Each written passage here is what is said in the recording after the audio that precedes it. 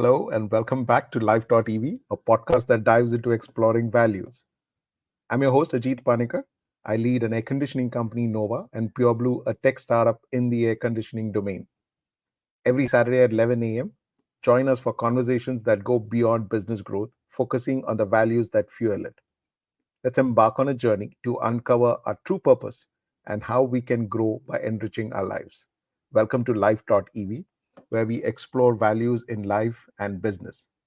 And I have with me Vivek Asrani. Hi, Vivek. How are you doing? Hi Ajit, I'm very well, thanks. How are you? Very good. This is the 19th week in a row that Wow. we've been there every Saturday at 11 a.m. So, to some of our viewers who are joining us for the first time, Vivek Asrani is the driving force behind Camo Fastener Company, a trailblazing company in the industrial fastener sector. What sets Vivek apart is his deep engagement with the exploration of values. For close to 4 years, he has dedicatedly penned his reflections on this topic every week. These insightful thoughts are accessible on his website, vivekasrani.com. Additionally, Vivek has authored the book, One Day at a Time, Reflections from Times of Silence, which further delves into his journey and insights. This thought provoking read is available on Amazon, offering readers a chance to engage with his profound understanding of values and their role in both personal and professional lives. In today's episode of Life.EV, we are delving into another compelling topic, and that's about understanding real success. Vivek, over to you on this reflection. This is also for me personally, Ajit, been one of those areas of life that has not been as clear because the world uh, teaches us that, and the world sees us successful when we achieve what we have set out to do. So, the world view of success is what we do. But real success lies not just in what we achieve, but also how we do it and what's happening within us when we're achieving what we're achieving. So, in my reflection, I've just touched upon what to me is real success. So, the first is an understanding that the result of everything that we do is a combination of our effort and circumstances. Circumstances not being in our control, the result is really not in our control. What is in our control is our effort. So, at the first level, my measure of success is have I given it my best and have I done everything that I could have? The second is that even as there is an external outcome to what I'm doing, there is also an internal outcome when I am doing something. So, my inner development then to me also becomes a measure of my success. If I am equanimous before I start something, if I'm focused while I'm acting, and if I am neither elated nor dejected after the result comes and there's no anxiety or stress after the result, then I know that I have succeeded in the truest sense. But if I achieve what I wanted to achieve, but with a lot of stress, with broken relationships, broken health, and constant stress and tension, then yes, I may have achieved in the eyes of the outer world, but have I really truly been successful? Uh, I mean, that's something I would then question. So, my second emphasis has always been on my inner state of mind and being while doing something to measure my own internal success. The third is recognizing that whatever I have achieved has not been just my own effort. There have been so many around me who've played a role to achieve what I have been able to achieve. And therefore, accepting the result with gratitude and humility and not becoming egoistic that I did it, to me is again, a real measure of success. Things will not always go our way. Our ability to have faith and acceptance, especially when the result is a little different than what we wanted it to be, but still maintaining that faith and acceptance, to me is a measure of a successful life. To feel great when things go my way, but to constantly blame life and complain when things are not going my way, I don't think that is success. So, that inner uh, awareness, acceptance, and faith is a measure. Next is, what is failure? I mean, failure is something that doesn't go the way we want it to go. But if we stop looking at failure as failure and rather as a milestone and a stepping stone for creating something bigger and better, then to me that is real success. Just not failing is not success. But learning from our failures, I think, is success. And the final thing I would say is a successful life to me, Ajit, is when we have cared enough for people around us, and even if it be just a few people or that one person whose life we have made enrich, and whom we have really touched, I think that to me is having lived a successful life. Enriching somebody's life, somebody feels enriched because we were part of their life, is a successful life. So my reflection on what is real success is, exploring this aspect of success and this topic of success beyond what we've all been conditioned to, in saying that, okay, you set out a goal, and if you're ahead of the others and you achieve what you wanted to achieve, then you're successful. I think there's a lot more to understanding real success because it really ties in with our quality of life. As you said, it's not something that's so easy to kind of have clarity on. And often when it says success, the reference point is always the failure is often that reference to the scale of your success.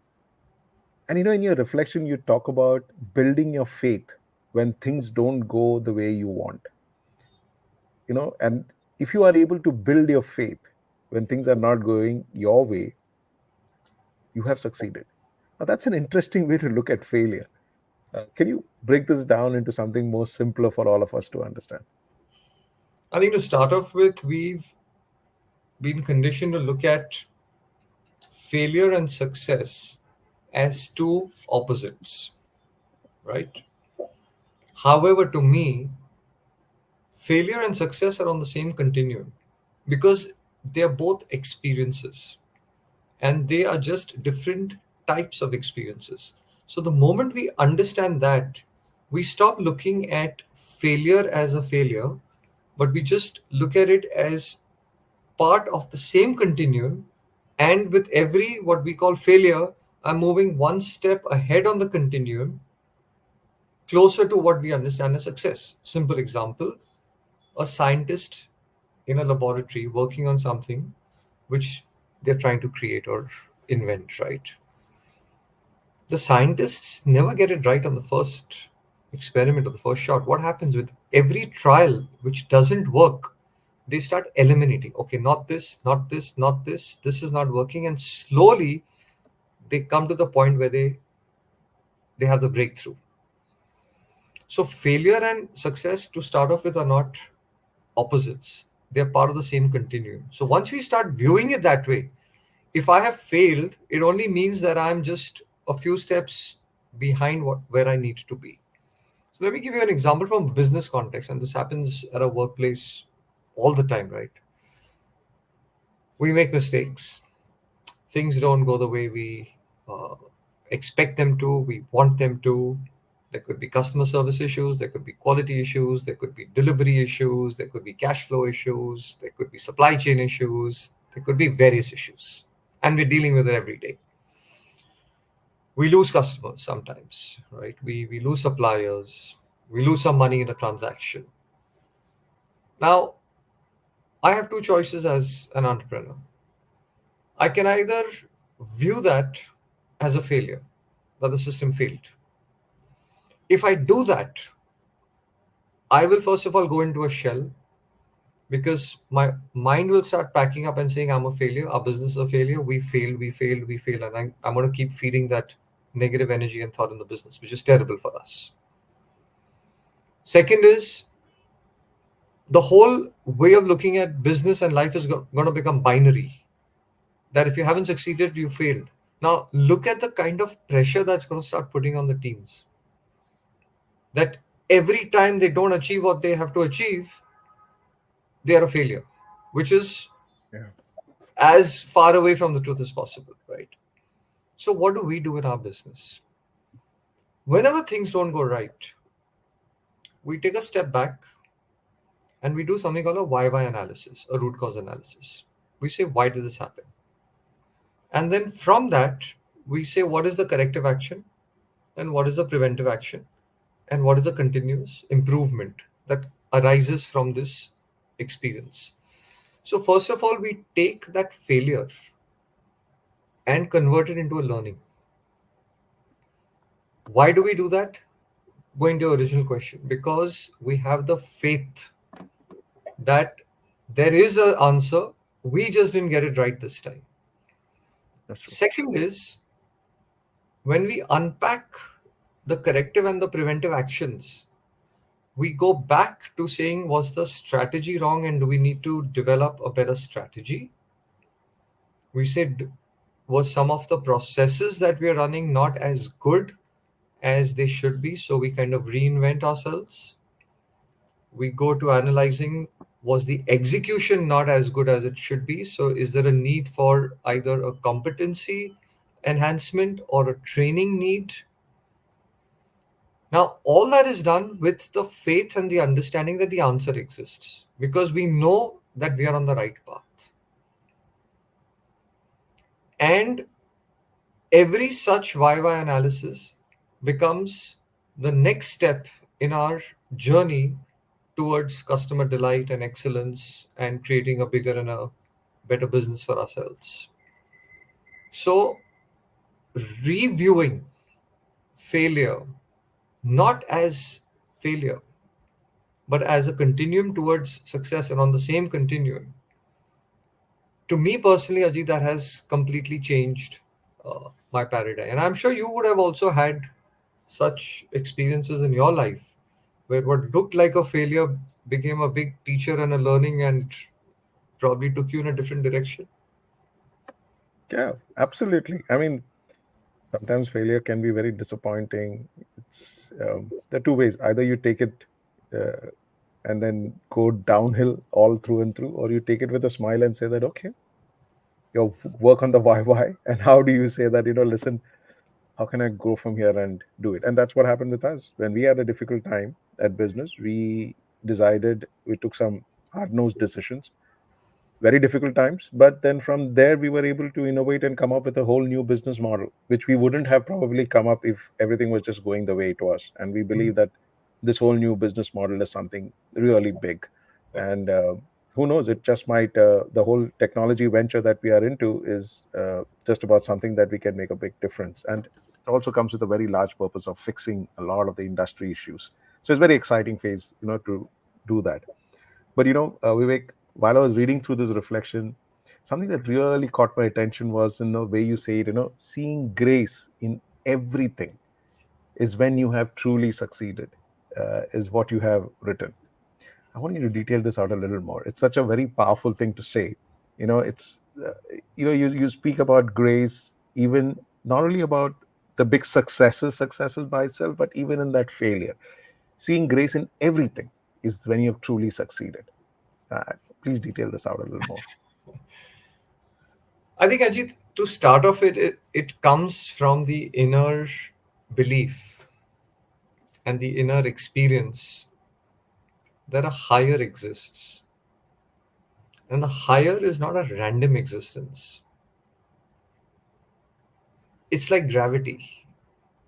Now, because we understand gravity scientifically, we're never second guessing our next step to say, okay, if I take the next step, will I still be on Earth or will I just kind of fly off into orbit? Because, okay, there was gravity in Cuff Parade, but I don't know whether there'll be gravity when I come to you at Worley, right? So, Yeah. I mean, I'm giving a stupid example just to demonstrate a principle. But in grace, we second guess ourselves. When we experience grace, we give thanks and we believe in it. And when the world tests us and the universe tests us, we forget that the grace exists. It's not random. So first is living with that sense that grace is there. There is a higher. Second is living with the experience and the belief, not just the understanding, but the true belief that it is within me as well. It is not something randomly out there which I need. It's not like some code or a number I need that if I forget the code, I can't access it. So it's not that way, right? And third is learning to see it in the smallest things and the biggest things.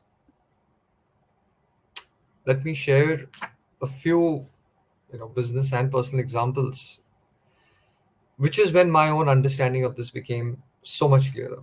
I remember there was this one day, and I just started my business. I needed 5 lakhs of rupees to clear a consignment. We had zero bank limits. I didn't have the money in the bank. Consignment was reaching in 2 days, and I was walking around the building below our office, literally just taking circles, like walking around, asking a question. What should I do? What should I do? What should I do? Literally just, and we all do it as entrepreneurs when you're just walking with a problem, like, what do I do? What do I do? What do I do?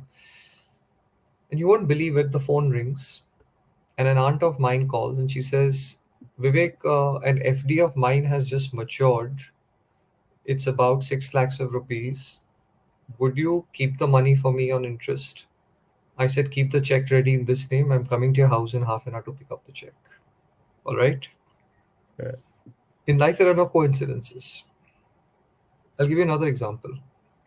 When I was 27, I came back from a run. I started coughing. The whole basin was red. I was throwing up blood, advanced stages of tuberculosis. My doctor put me on 9 months of medication, but my neighbor was a Parsi naturopath. He said, go and live in Panchkani. So that time I was part of a youth organization. There was an NGO in Panchkani that I called. I said, listen, you guys have a center there. Can you help me find a house? They said, come and stay with us. And I stayed there for 4 months. Long story short, I sit on the board of that NGO. I've been associated now for more than 30 years. And uh, I sit on the Swiss NGO. Uh, and that NGO has called Initiatives of Change, has been such a deep influence in my life personally and in shaping my business thinking. It was one of the best things that ever happened to me in my life. Okay, my illness was the best thing that ever happened to me, but it was a hand of grace that it happened, and I, because of that, I reached Panchkani, and because of that, I got connected, and because of that, a lot of other things happened, and I met some of the most fabulous people in my life. It couldn't be my thinking. It was in my, I could see the hand of grace over there. And when I came back, Ajit, I couldn't run more than 500 meters. Okay, after 9 months when I was allowed to exercise. And it took me 3 years to build a stamina of up to, I think, 5 kilometers, 10 rounds of the ground. And one day my cousin Vidhi, she's saying, Bhaiya, why aren't you running the marathon, half marathon? I said, are you crazy? She's saying, how much can you run? I said, I'm doing 5. I think I can do 8. She's saying, okay, train up to 11 at least. I said, okay, I'll train 11. I'll run halfway. I'll turn around and then I'll see. I'll run whatever I can. Balance, I'll walk. And halfway we turned around. From VT, we ran to Mela and then turned around. And I kept running, kept running, kept running. And before I knew it, I'd crossed the finish line. That's right. And I sat down and I only said one thing to myself. There has to be grace in this. There's no way I could have, who couldn't run 500 meters, was throwing up blood, couldn't have finished a half marathon. Right?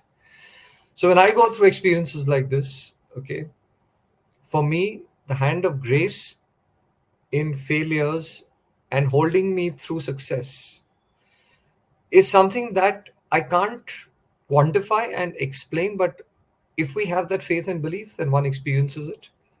And then nothing in life is a failure. It's just another experience taking us closer to where we need to be. How amazing is that? Fantastic.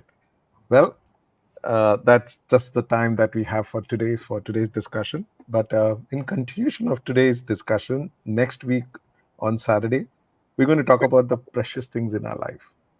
And that's what our topic is for the next Saturday at 11 a.m. And thank you very much for being with us today, for Welcome. being part of this thought-provoking discussion, which has some deep insights, and it certainly gives us a lot to ponder about the balance about exploring values and business growth. Now, I encourage each of you to not just keep these ideas to yourself. Share this episode with your friends, colleagues, and family, and ask them, "What do you think?" Spark a conversation and see where it leads. and join the dialogue on our social media platforms. Share your questions, your learnings, and the insights you have gained from this episode. It's through these shared experiences and perspectives that we all grow and learn. So don't hesitate to reach out and contribute to this ongoing conversation. Your voice matters in shaping a more ethically driven business world. Well, that's it for today. Join us next week for another enriching episode of Life.EV, where we continue our exploration into the fascinating world of exploring values in our lives. Vivek, thank you very much for your valuable contributions today, and we look forward to diving deeper into these critical discussions in our next session. So, see you next week, where we have a topic on the precious things in our life. Thank you for listening, and remember to reach out to your friends and get a conversation going on life exploring values. Thank you, Vivek. Thank you very much. Welcome, Ajit. Thanks. Bye. Bye bye.